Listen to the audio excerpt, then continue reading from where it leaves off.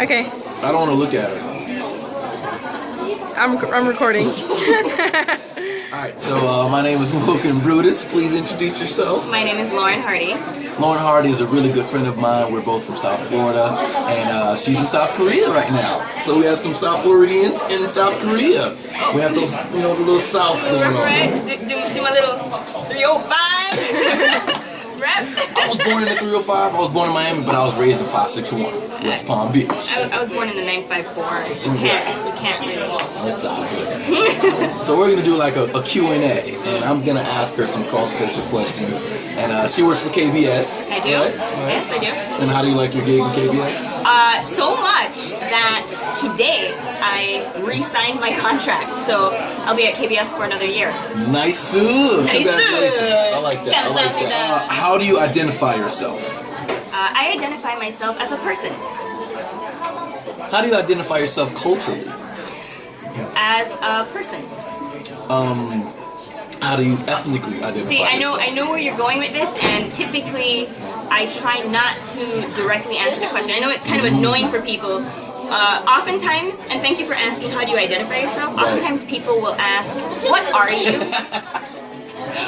What happened? And as a non-white person, I guess, I realize more and more of my friends have heard that question. Right. And it's, at first it's kind of weird, and then more and more I realize it's straight up offensive. I'm a person.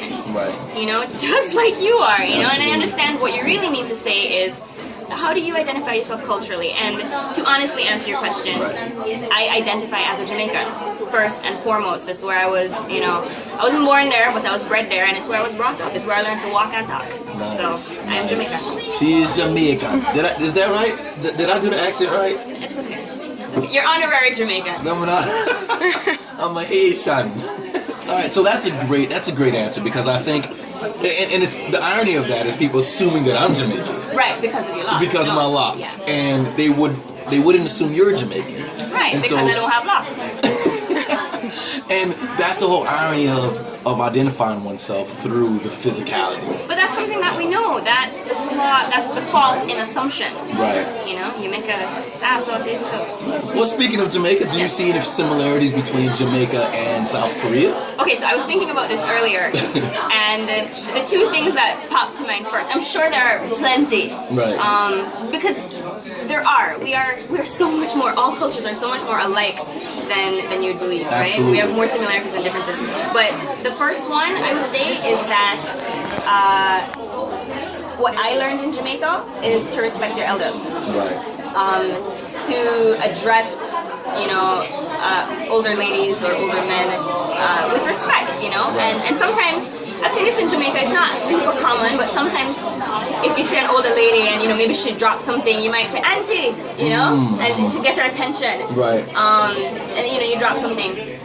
Again, not super common, but if you did, it wouldn't be like incorrect socially, you know. But Of here, course. people might say "ajima," you know, and Ajima, it's in a way call sort about. of, yeah, you know, just to not be rude. And definitely, if you walk into somebody's house, you say hello to their parents first. Absolutely. You know, you address the people who run the house. The elders. And I feel as though, yeah, that sort of respect for elders is something that I learned in Jamaica, and I definitely see that in Korean culture. Now, is the hierarchy of that, is it as rigid as it is in Korea? Because the hierarchy is quite rigid, to the point where it actually affects productivity Right. in certain areas of professions. I don't think Does it so. affect that at all? I don't think so. And you know what? I only worked one job in Jamaica as an adult. Okay. And I think that job was in media broadcasting, and I think the environment was not as rigid in general. Right. So I probably have a bad example of it. But no, Korea takes it to another level. Right. But then another similarity, at least in my household, we did not wear shoes in the house. You take off your dirty shoe them and leave them at the door. Dirty shoes. And you would wear house slippers or yard slippers. Right. Right? So, which is something different. So that's another similarity. Right. And then I would say, based on what we had for dinner today, we have a lot of, you know, stewed dishes and really hearty, wholesome food in Jamaica, which I really miss. Right. But you do have a lot of, you know, good food in Korea too. No, we're talking about food, we're talking about culture in general. Language is a huge part of your identity. of being human. Yeah. How do you think people respond to when you can code switch from speaking Jamaican patois to speaking standardized English? Like, does it shock people? I mean, do you find it weird that people get shocked that you can actually speak your own cultural language and then magically switch up to proper English, quote unquote proper English? You know what's weird for me? We talked about this off camera. We talked about so much off camera. I don't feel as though I actually speak patois. Right. You know, I kind of feel like I just speak. I have an accent. Right. I do understand some patois, but patois it's complex.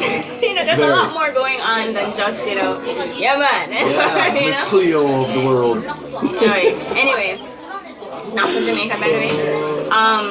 But I feel as though it's not so much switching languages. Right.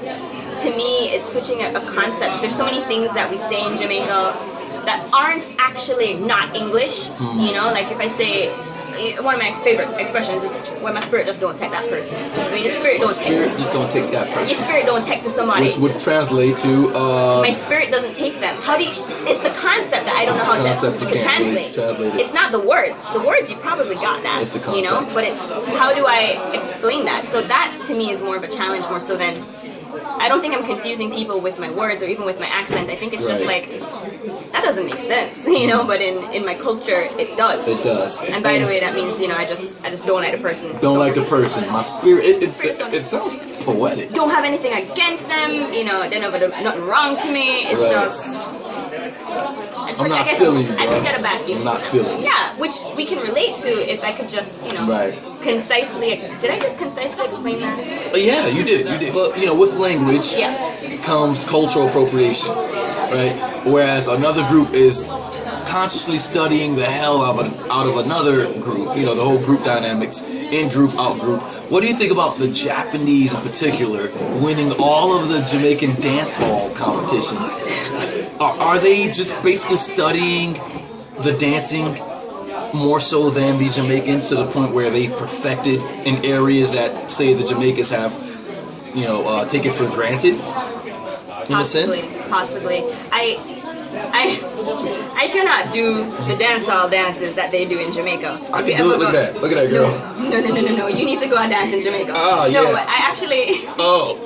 Okay, I'm sorry. Alright, no, exactly. But no, I've actually gone to a dance in, I believe it was off Main Street, Maypen. This is like in the middle of Jamaica. And they decided they were going to have a competition, up on the stage.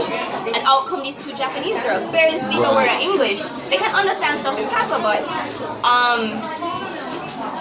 I gauging from the audience, I didn't get a sense of people thinking, oh, they don't belong here, they're doing something offensive, they're making a puppy show out of us or anything. No, these girls were talented, and they put in work, and I see it more as kind of like how you would see an athlete, when you're in your mid-late teens and you pick up on something that you're really into, and then now it becomes your extracurricular activity.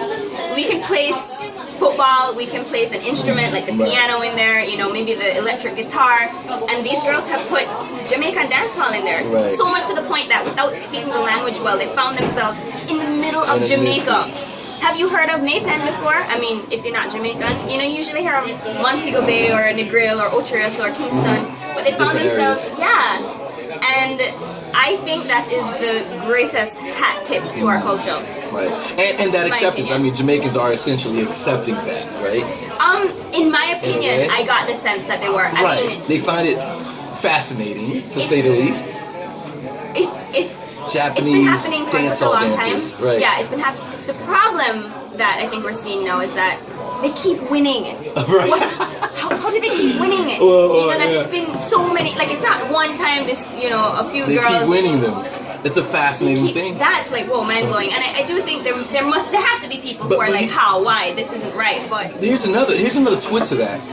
Could we say that dancing isn't in many ways a sport? Whereas, for example, someone had to create basketball, had to create figure skating, but different cultures win in that sport that someone else have created. Right. So essentially, would I be surprised if a Russian won a Jamaican dancehall? Should I be surprised at all? I wouldn't be. Should the Jamaican dancehall be exclusive to Jamaicans in a sense? And do Jamaicans want to be exclusive? Right, right. I think that's a huge argument to make. Yeah, and Is you know it a sport? I think I totally see it as a sport. When you Right. see how people from other countries have, you know, put so much effort into perfecting it and learning it. Right. And I think possibly, and again, this is coming from somebody who does not dance, you know, this is just my opinion. I think it's possible that many Jamaicans kind of feel like, oh, it's just part of my culture and this is fun. And Right. they, you know, they don't delve into it the way foreigners do. So, Like, ooh, we're in Korea, like K-pop, for example. like K-pop. You know, the woman who's videotaping right now, it's Charlie. I'll put the link up. Thanks, But Charlie. we were talking about how we wouldn't make a video about K-pop if we weren't actual fans. And there are actual fans who like K-pop and know more about K-pop than Koreans. It's Korean pop, but they know more about it than Koreans. And you study a subject and you get more acquainted, just like language. And your speakers often can't understand why they say certain phrases until you actually study the English language. I think it's no different from dancing, right? It's cool. Or anything. It's cool. You know? So I think it's really cool. It's cool.